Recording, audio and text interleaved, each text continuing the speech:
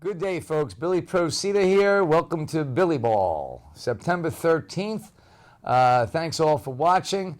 In our first show we did, which aired 8 a.m. on August 23rd, we talked about the stock market being overheated. By the end of the day that day, the stock market dropped 623 points or 2.3%.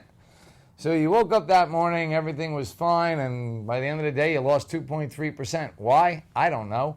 I told everybody it's overheated. Now, I know my little show here had nothing to do with the market dropping 623 points, but it is uncanny that at 8 in the morning I'm suggesting we take our chips off the table and we go to the bar and have a drink and celebrate because we're winning versus staying at the table too much longer and going to the bar if we have enough money for a drink and crying in our drink. It's a simple thing. The market's overvalued. Why stay in it? If you're up, you're up. Get out. The other thing we talked about was real estate being overheated in the high-end markets of New York, Miami, and other places like that. I got a lot of hate mail. Whenever you get hate mail, you must be striking a chord. I got hate mail from people that are in that market, and I'm sorry. I have been talking about getting out of this and slowing down the luxury market for the past 6 years since I wrote for Refi Magazine, 4 more years, which was 5 years ago, saying there's 4 more years left in that market. So, you know, it's the same hate mail I got in 2005 and 6 when I started talking about subprime was going to kill America. And I told Maria Bartolome what a subprime mortgage was in 2006, and nobody seemed to know. And then by 2008, it ruined the country and caused the Great Recession. So today we're going to talk about politics, the environment, real estate, and some other things. First on politics, because as a rabid independent, I got a pet peeve about all these politicians. But let's just start with the one thing that every TV show started with this week, and it's the one time the news agreed on everything. Everybody started with, Congress is back from their 6-week recess. Well, recess, it's a vacation. Any of you all got a 6-week vacation this summer? I don't get a 6-week vacation. My team don't get a 6-week vacation. I don't know anybody gets a 6-week vacation. Yet, the people who we pay to go to Washington, and frankly, your state capital, whatever it is, 6 weeks of vacation? Now, they call it a recess. I mean, the country's in shambles, and they're taking 6 weeks off. The second thing I want to talk about is we got all these people running. It doesn't matter whether it's for president, for Congress, or your local offices. Where in the world can you walk up to your boss and say, hey, boss, I'm going to go look for another job. I'm not going to do the job you're paying me for. I'm going to go look for another job. And by the way, if I don't get the job, I'm coming back to this job. So it doesn't matter whether you're a senator or the president of the United States, frankly, or a mayor.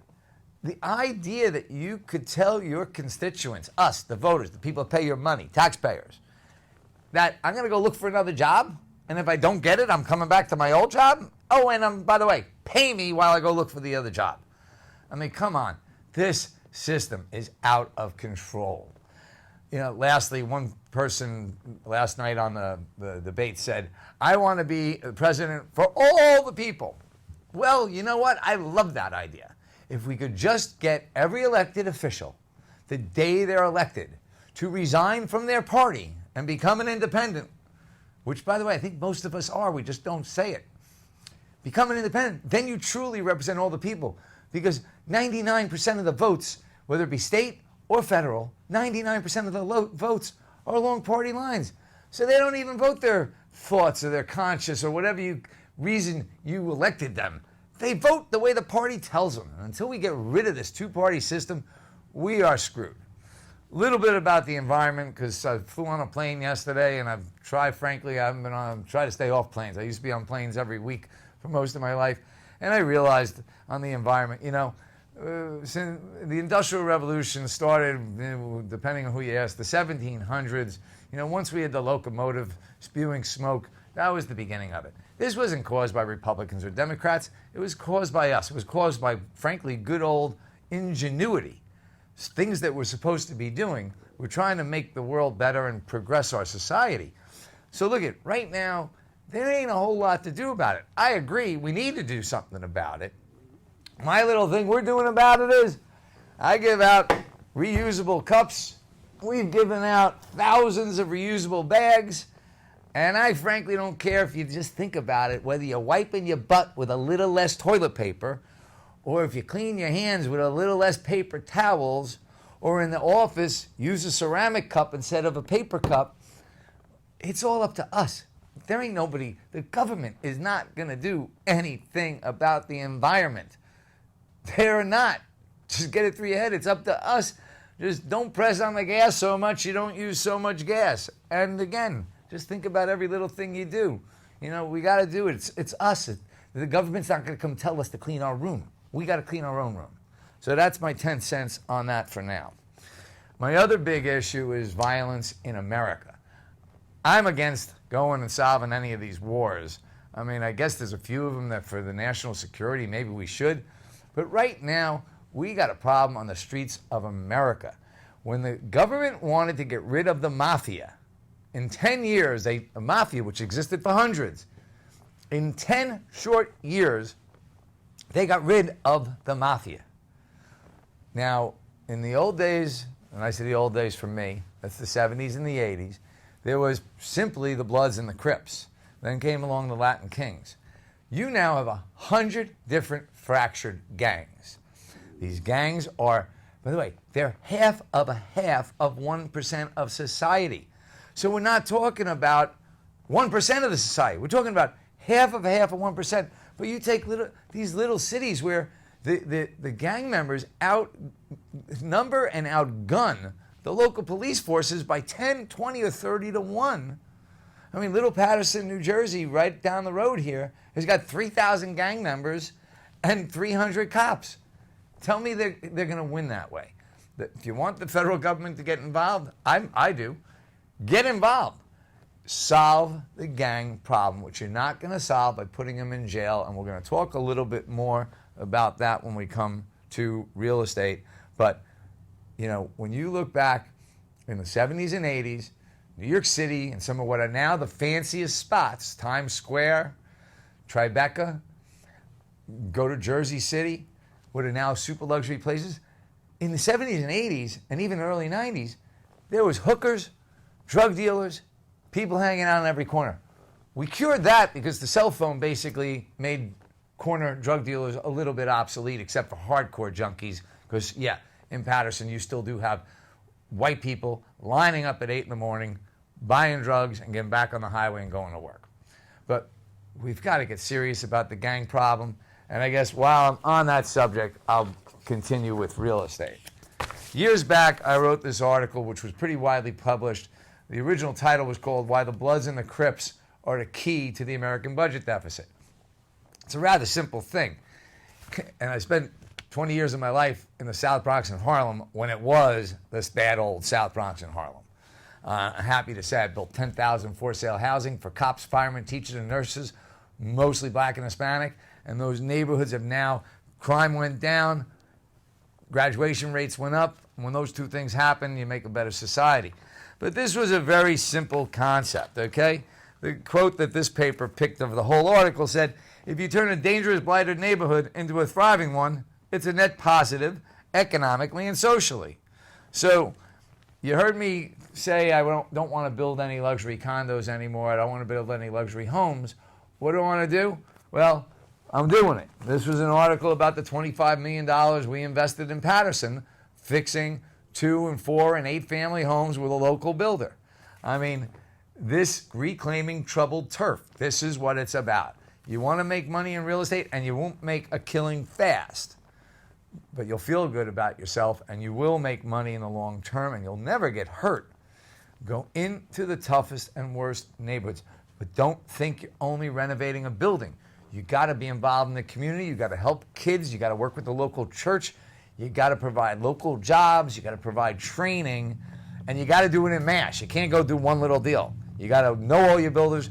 Go in, clean up a block by block. Take back these places, and it's a cheap entry fee. You want to go build a high-rise in Manhattan? You better have $100 million. In Paterson or Camden or wherever you are in the country, there are blighted neighborhoods you can go in for nothing. Get a piece of property, work hard, fix it, move on to the next one. Bad neighborhoods only can go up in value. As far as New York real estate, cranes cover lost in translation. Foreign investors suffer big setbacks. You got to see the numbers here. Chrysler Building, loss, $650 million loss. Marriott East, $100 million loss. 2 Cooper Square, $50 million loss. 370 Lex, $60 million loss. I mean, these are crazy numbers. And by the way, that's all about foreign investors, which were induced by local real estate people to invest with them. So when you lose a foreign investor, you lose a big part of the economy. And by the way, these are all the mega projects I was talking about last week. Mega projects mean mega losses. I mean, if you happen to hit the star and the moon and the sun and they all shine on you in the same day, maybe you can make a bundle. But the bigger the project, the bigger the risk of going over budget, behind schedule, missing the market, and then you end up with losses like this. And lastly, and this is part politics, part real estate, major landlords consider exiting New York. Well, they all are. I mean, rent control now is going to permeate the entire country. And look, my biggest issue with all of this regulation is when I was a kid, you were taught you want to be a millionaire. You want to work hard to be a millionaire. You want to work to be a billionaire. Now, for some reason, everybody's convincing, and I say everybody, politicians, nobody wants to associate with a billionaire or a millionaire. Well, I don't know. I still think the reason everybody's supposed to go to college and take on all that student debt, and you better become a millionaire because you're going to graduate with $100,000 in debt, is that's what you're supposed to do. Go to college, better yourself. Now, I didn't go to college, but I've been breaking my ass for 39 years now, and that's what it's about, is you're supposed to break your ass to be the best, whether it's as an athlete, a musician, or a business person, or an educator. Lastly, I just want to say this. We're still the best country on earth. It's up to us to make it better, not these politicians that are out there. And try to be a millionaire and a billionaire. There's nothing wrong with it. And if you do get lucky enough, help people, give back. Lastly, if you go to our website or contact us, we will send you an electronic copy because, as I said, I'm doing recycling stuff. I'm trying to de-paper myself. Yes, I'm guilty. I still like reading the newspaper. But if you like an electronic copy of Procida-isms, these are articles I've written over the last 20 years about the economy, real estate, gangs, urban planning. Oh, by the way, a quick thing on fixing the gangs. All we got to do is depopulate the cities, okay, make them like they were in the past, and we're going to talk about that on the next episode, what land planning means in the context of reducing violence. Okay, it all started when, in the 60s, they said, let's build lots of 60, 50-story low-income housing buildings and throw everybody in there. We're going to talk about that more. But for a copy of Procida-isms, hit us on the website. And remember, wish everybody, and I wish you all truly, peace, love, happiness, health, and prosperity. And next month, Dead & Company, coming to Madison Square Garden. No deadhead's ever done a bad thing.